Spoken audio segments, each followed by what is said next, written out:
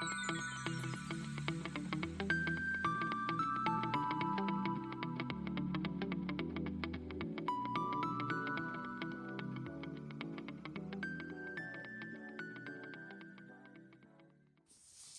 guys, it's Tom here again. Welcome to workshop 5 of our graffiti arts workshops that we're doing.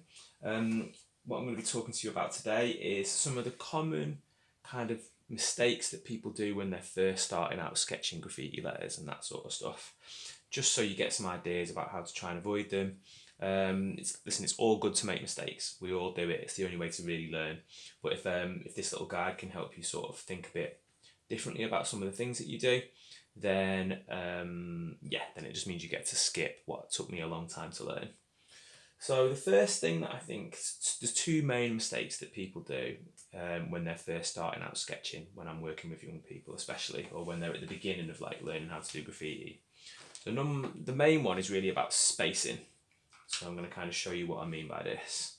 So they'll get a piece of A4 paper and they'll be thinking about the word they want to do. And in this case I'm going to do the word spacing just to make it really clear, and they'll go straight in and draw their S.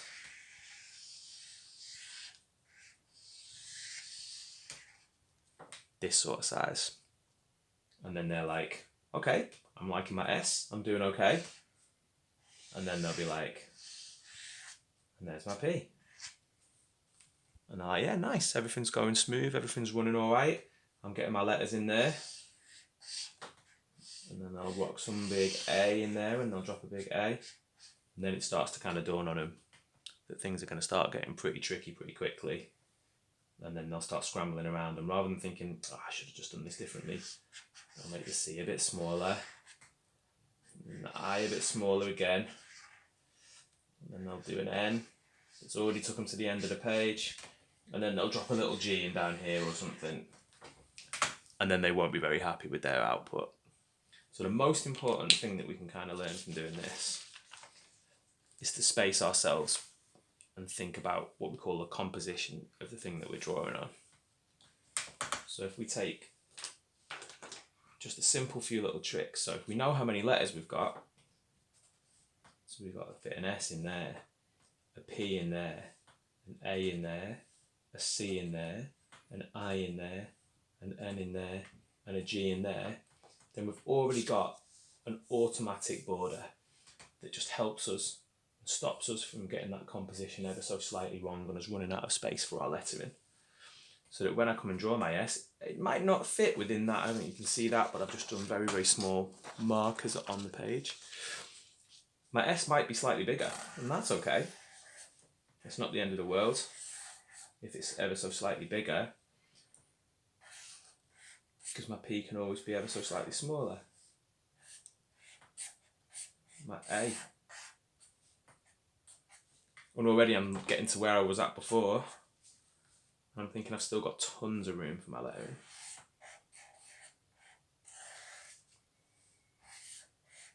Now obviously some letters are smaller than others. When you get to your I's and things like that, an I is naturally smaller than an N, because it's only got the one bar, whereas an N is made up of 3 bars, so it's going to be bigger. Straight away we can see that we've got a better job, a better chance of making our lettering even. That S is a little bit dodgy, but it's just kind of showing us that we can space everything out that little bit better. So that would be the first rule, kind of drawing those markers, you know. Give yourself something to work with. Maybe do it in pencil, nice and light so you can rub it out. I'm doing it in pen just to show you guys how that works. But, you know, give yourself the spacing for the lettering, and that can be super, super helpful. So the other thing that people do is like when they're choosing a word or they're choosing a tag, they'll choose something really long, you know. So let me give you a little example of that we've, you know, like that I've had before, where, you know, I whenever I'm thinking about a tag, I'm thinking 5 letters maximum really. But then we'll go to a workshop and someone will say, do my name, and their name is like, they want that and their surname, or they want something else. So you can imagine that if you're going to work on something like supercalifragilistic, you know, like you're going to very quickly run out of space to get all of that in. You know, so just think of something bold. You know, the other thing that people ask a lot is, oh, can I do a phrase? You know, can I do live, laugh, love or something? And I'm thinking, yeah, you can, but you're giving yourself 3 times the amount of work compared to somebody that's just doing a 5-letter word. So I think that's all really important to just remember that the longer the tag, the more work you're giving yourself to do. And again, you're running out of space before you even get anywhere near the edge of your page. And which leads me on to my next common mistake that quite a few people make.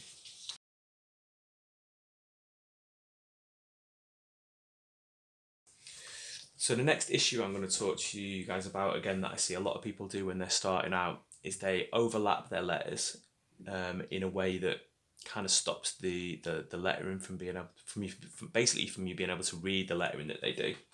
So let me give you a little example of how I see that happening, and then I'll point out what some of the problems with it are.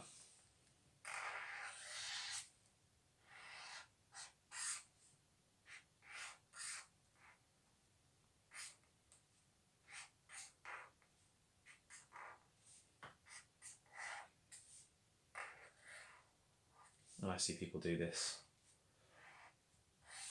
all the time.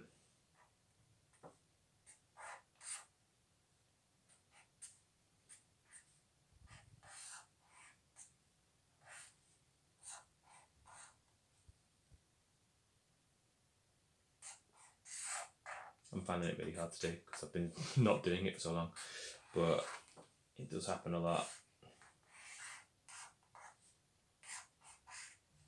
And basically, what happens is that you lose the letters because you try to kind of do a nice trick with them and make them overlap and make them touch each other. But ultimately what you lose is the ability to really understand that that's an E, and to really understand that that's an O. Is that an O or is that a C? Because you can't see, because the V is taken out the middle. Is this an A? You know, is this an I here? What's kind of happening? The letters are stopping each other rather than helping each other and looking like kind of cool next to each other, or the whole thing, what we would say, like complementing itself. It's kind of really stopping it. So you have to try and really concentrate on getting your spacing right. And this is one of the things that just takes quite a little while to learn. So it's this idea that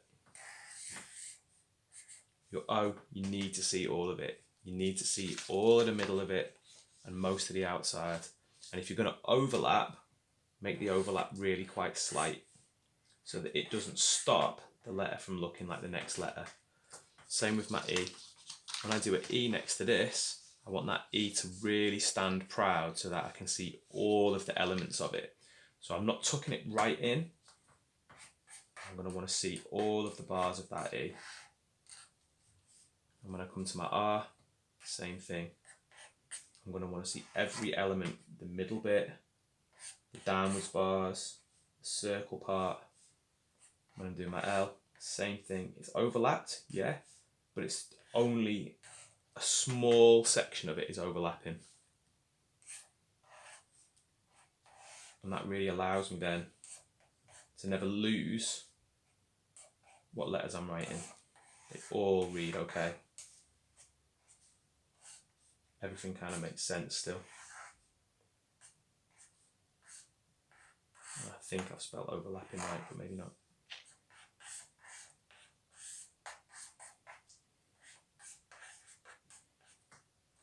And I've run out of space just to contradict myself. So you can see it just makes much more sense than kind of having them all jumbled up like this, just to have that little bit more spacing.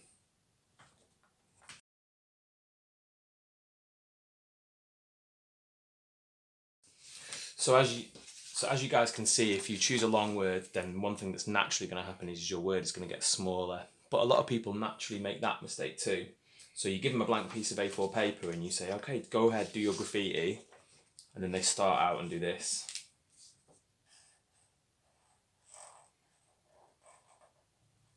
And they draw a tiny little letter. Or they do that. And they just give themselves nothing to work with. You know, one thing to remember about graffiti is you're trying to be big, impactful, bold. You want your graffiti to be written, seen from the other side of the room, or, you know, from far away, because it's so powerful what you're doing. And if you give yourself tiny little lettering because you're used to working quite small, you know, you're not going to really give yourself A, very much fun stuff to do, but B, you're just going to be finished in about 5 minutes. Whereas you want this to be like a proper activity. So use the page, use what you've got. You know, bigger with graffiti is generally going to be better.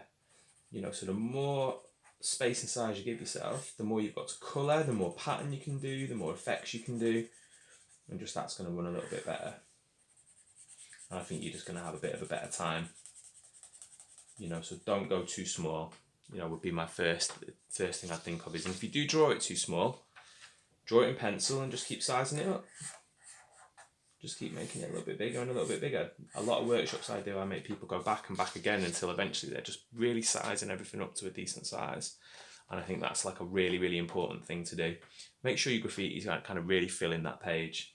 Yes, get the composition right so that you haven't gone too far over and given yourself no space, but just make sure your lettering's big enough and bold enough so that people can really see your art and what you're doing. The other thing in graffiti that you see sometimes is like, so for example, my tag, like you might have seen in the previous workshop, is gyro, and it's spelled like this. Now, kind of fundamentally, there's no right or wrong with that. I can spell that any way I want. I can spell it like this. I can spell it like this. And I can put an E on the end, because they all kind of read the same when you say them out loud. But one thing that happens a lot, and a big mistake people kind of make, is they rush along and they're going to do a word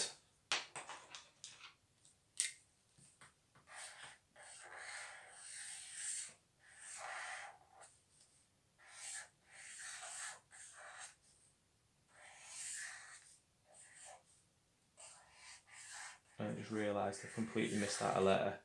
So for me, I'm dyslexic, so it's quite common for me to make a mistake like that, to spell something wrong or to kind of miss out a letter. But just give yourself the time, take it nice and slow, and just make sure that you're filling everything in. And that's a good reason, again, to kind of work with a pencil, because you don't want to find yourself trying to add a letter in afterwards, because it's not going to really run for you very well. You want to make sure you've kind of given yourself the right spacing. And that's why that spacing trick can be so important, because then you're remembering each letter when you're doing it. You're kind of doing it steadily. But, you know, deliberately misspelling something, you know, you see people do, happens quite a lot in graffiti, where you take a word and then somebody might replace an S for a Z or something like that. And that's kind of all okay. But if you're trying to do something that you know how you want it spelt, just take your time, go nice and slow, and just make sure that you've got the letter in the way you want it to be.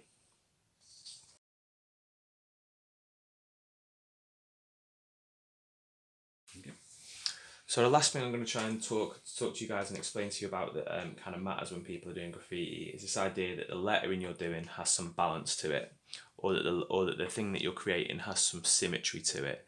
And it's really quite complicated, so you know, you won't get this first time. This is something that only comes with practice and with time. But the idea is that you want the weighting, the weight in your letters to be right. So I'm going to do an example where the weighting is wrong, and I think you'll probably see the difference between the two different things that I'm going to do. So I'm going to do my first example, the balance will be off in the lettering, and then on the second one, the balance will be better of the same word. So if I take my own tag,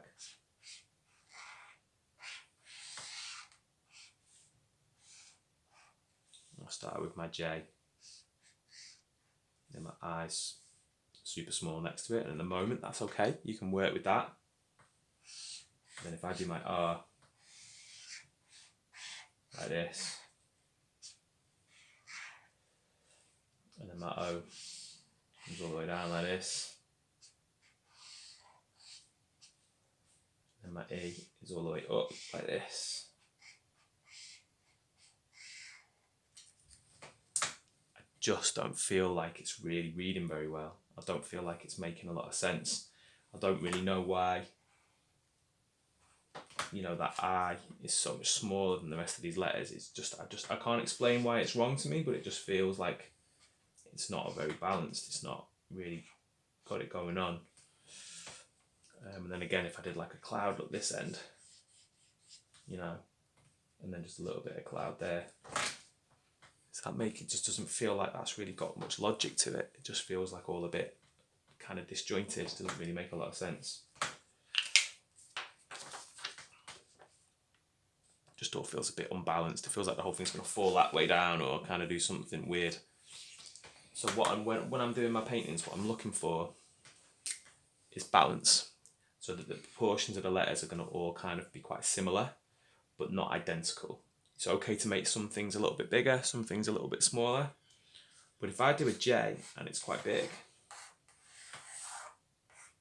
I'm just going to go over that with a better pen. One nice trick you can do to make sure you're getting things balanced is if you start out with your first letter and you've done it quite big and it's quite bold and you're pretty happy with it, like I'm really happy with that J, it's a nice shape, is I'll do my E to balance it. If that's my last letter.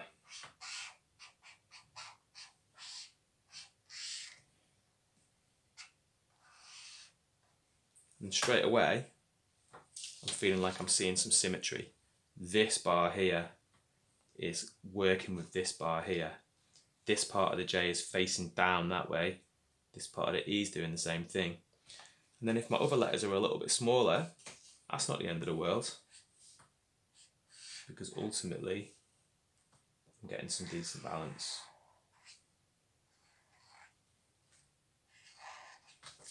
So then my I and my O, quite significantly smaller. They're like half the size of those other letters. But there's nothing wrong with the balance. And then my R can really hold it all together and can be bigger than all the letters combined.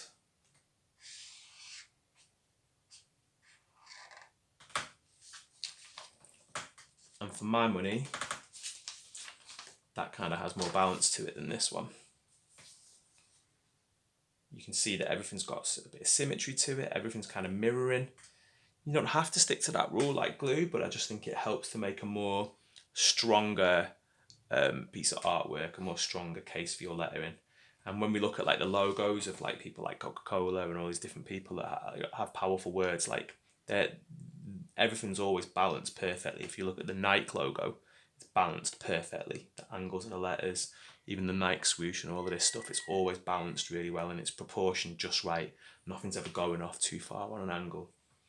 So then again, if you're going to do any backgrounds, just think about that balance too. So if you're going to do a cloud, just think about balance again. If you've done some over there, make sure you've got some balancing out over here too.